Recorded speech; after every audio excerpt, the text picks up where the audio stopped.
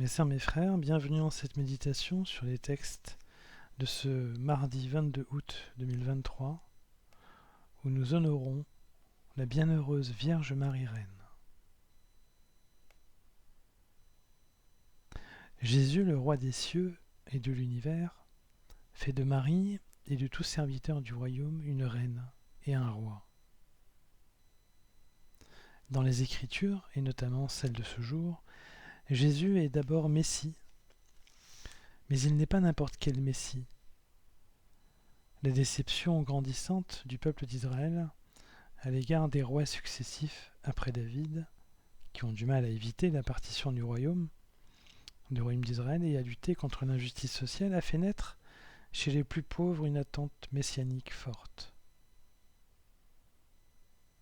Ils espéraient un moins, une personne élue de Dieu capable de restaurer le trône puissant et juste du roi David.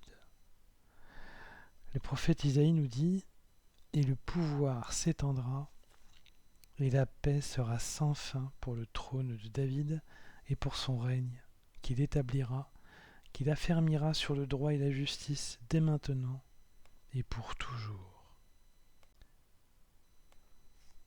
Pourtant, le roi terrestre tant attendu ne révéla pas sa mission comme dirigeant terrestre, mais comme fils du Très-Haut, nous dit l'évangile du jour.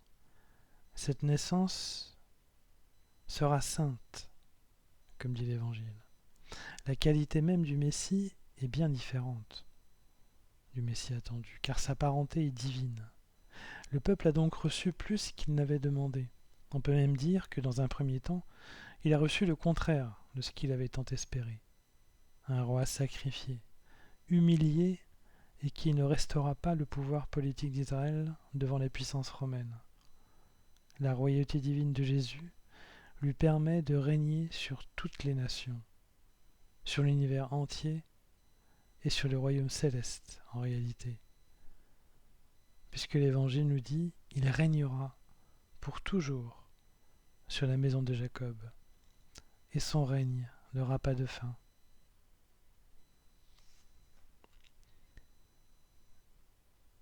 Cette qualité de roi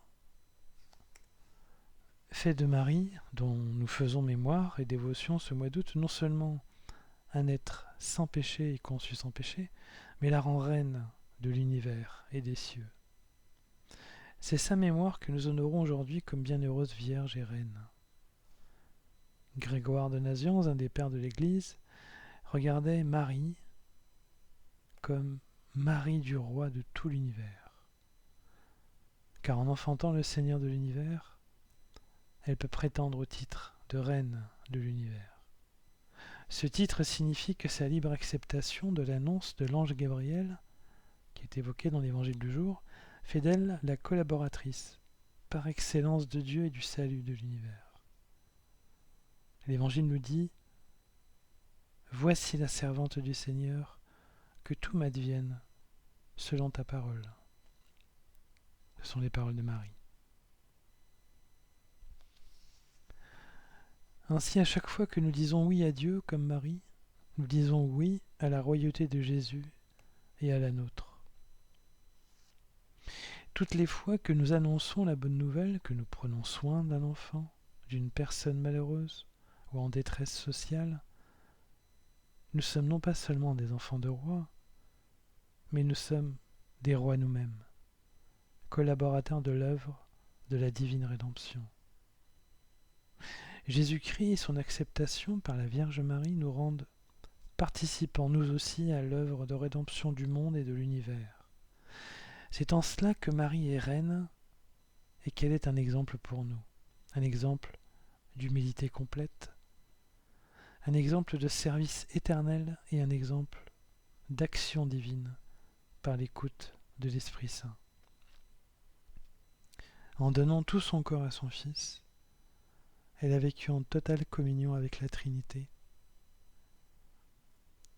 Puissions-nous, comme elle, devenir, par nos actions fidèles et saintes, participants à l'intimité divine et au salut du monde.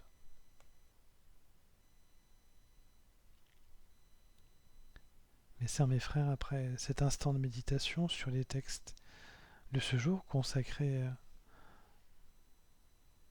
à Jésus, au roi des cieux de l'univers, et à Marie, reine, je nous invite à la prière.